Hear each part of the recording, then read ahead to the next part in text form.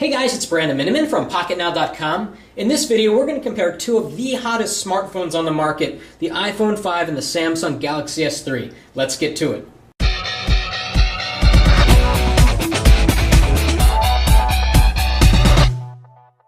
So just look at these two devices. They are vastly different in so many ways. It's very clear that the companies behind these phones think very differently about how people want to use their smartphone. Apple thinks that people want a smaller screen with better one-handed usability. Samsung thinks that people want big screens, big beautiful screens that they can watch movies on that are in standard resolution formats.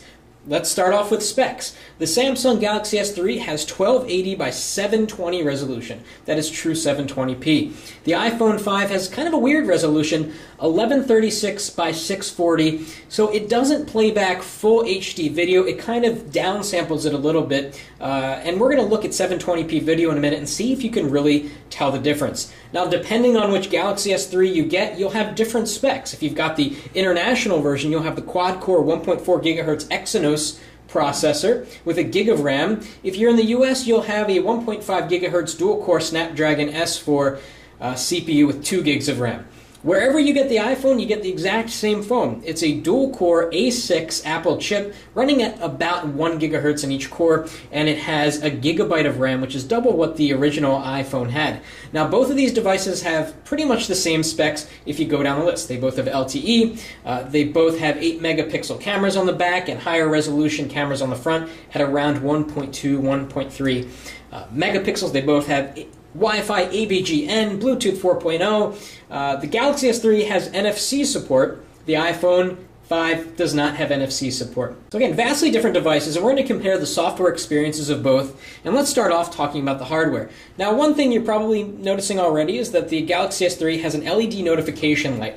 Some people like that because you don't have to turn on your phone to see if you have a missed call or a new SMS. Some people hate it because it's annoying. Apple doesn't think that people should have an LED notification light.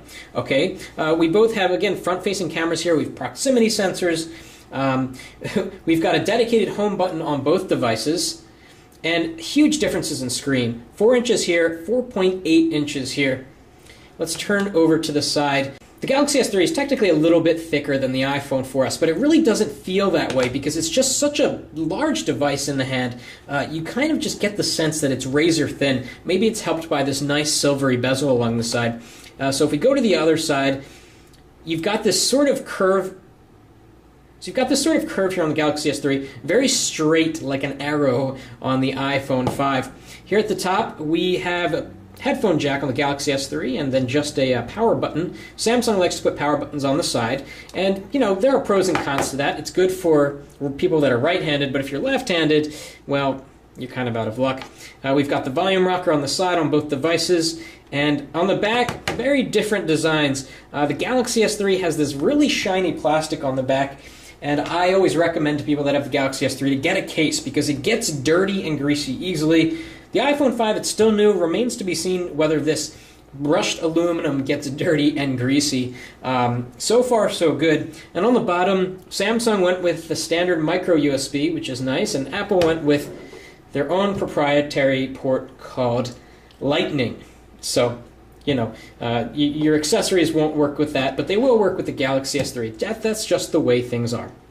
So let's turn on both devices. We move the water to unlock, and we slide to unlock over here.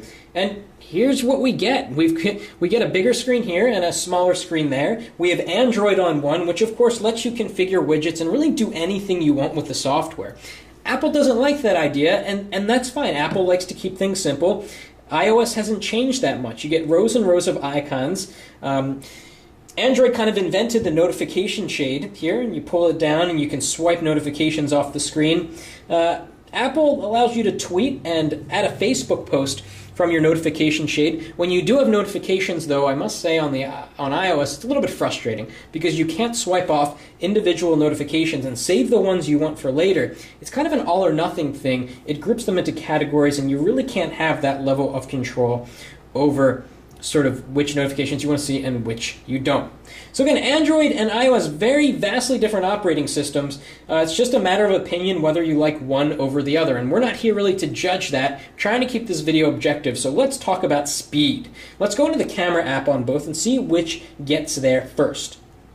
First, let's clear out the memory on both. So we'll go over here, hit the trash can, and over here we will do the old tap and close, right?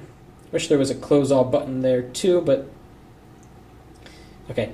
Equal playing field. Let's open the camera app, see which gets there faster. And by the way, I should mention this is TouchWiz Jelly Bean. So it's going to be a little bit faster than those of you that have ice cream sandwich. This is the leaked TouchWiz Jelly Bean operating system. So it's a little bit faster, a little bit nicer. By the time October comes around, everyone that has a Galaxy S3 will probably have Jelly Bean. So, camera, let's go. Okay, the iPhone 5 was a little bit faster there. Let's go into settings. So we've got settings here and here. A little bit faster on the iPhone 5. Okay, let's open Facebook. Two different Facebook apps. iOS Facebook app is native. The Android one is not, so that might have an impact on performance. It's not exactly an equal playing field here. iOS should be faster just because it's native. And it is. It went right into the screen. Next, let's test S-Voice versus Siri. And Siri's been improved in iOS 6, and the iPhone 5 kind of gets it done faster. So let's go into S-Voice. We'll tap and hold. And what's the weather going to be on Tuesday? Looks like nice weather coming up Tuesday. Up to 73 degrees and sunny. The forecast for Tuesday is mostly sunny and nice. Okay, there we go. What's the nearest Italian restaurant?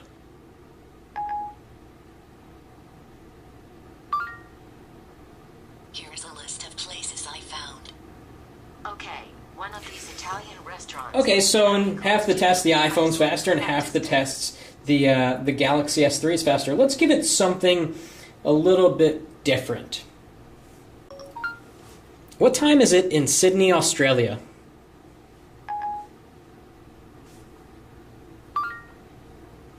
The time in Sydney, Australia is 5:54 a.m. and 49 seconds CST. Okay, you get very similar answers. It looks like the iPhone 5 was faster 3 out of 4 times. Okay, let's jump into the YouTube application and see if we can see any perceptible difference between HD video. And of course, iOS doesn't have a YouTube app built into it anymore. Now it is in the Android. And of course, iOS does not have a built-in YouTube app anymore. You get it from the App Store, which is great because now YouTube can control the application and when it's updated and what it's like and so forth. So let's go into the YouTube app, see which opens faster. Okay, so we got in there a little bit faster in the iPhone. Let's go to the sports category. Maybe we can capture some high motion. And it looks like we have the same video listing over on each side, which is great. And we're going to play the same video at the same time.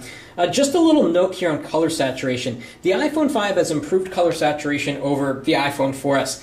But there's nothing like an AMOLED screen. AMOLED screens have this insane amount of color saturation. Some people think it's very unnatural. Some people love it. It really depends on personal preference. So let's click on this video, see which one loads it faster. Okay, iPhone 5 faster. And oddly, we're not getting a full screen view here on the iPhone 5, but it's really beautiful here on the Galaxy S3, filling up the entire frame. And on the Galaxy S3, we know we're in HD. Okay, this might not be kid-friendly, but that's okay. In the YouTube app for iOS, you really can't choose sort of the level of quality. So let's find something else that we can watch, hopefully in high def. Okay, how about this one? iOS got there faster. Let's see if we can fill up the full screen. And again, you get some really weird display issues here on the iPhone 5. On the Galaxy S3, it seems to always fill up the frame and really be like one of the most immersive video experiences that you can get on a smartphone. Okay, so let's pop into the internet here. We're going to do some web browsing speed tests. All right, and that was about even actually. So let's go to pocketnow.com here, and we'll just have the iPhone go first.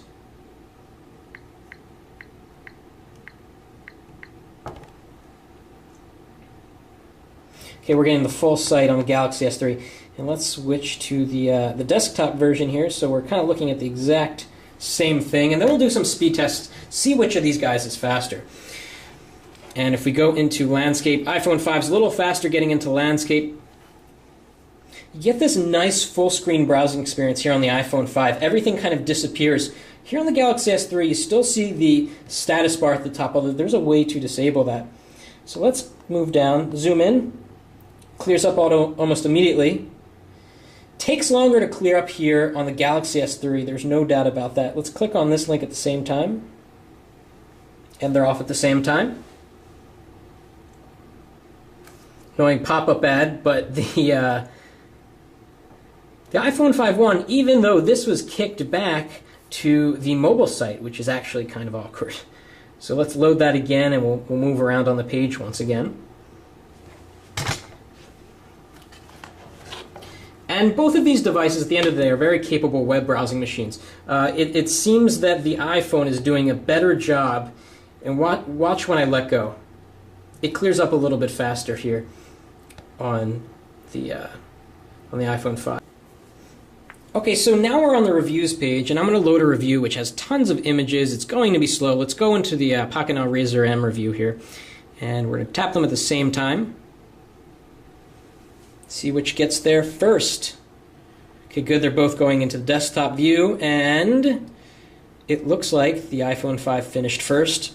Galaxy S3 is still going there, and it finished second. And again, both these devices are very smooth. You don't get any checkerboards. Everything's loaded into memory right off the bat. Checkerboards are really a thing of the past thanks to Jelly Bean and newer versions of iOS. But again, you can really just see the difference in how these screens treat images. Color saturation is just a lot richer here on the Galaxy S3.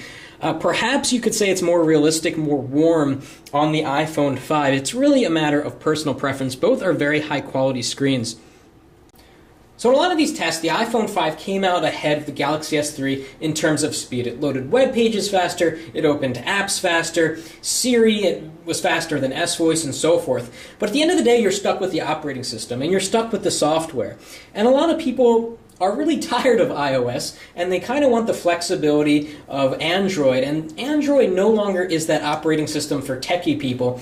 It's now for techie people, but it's also for everyone else that wants just a smooth, nice experience. Jelly Bean has really changed the experience to be, dare I say, iOS-like.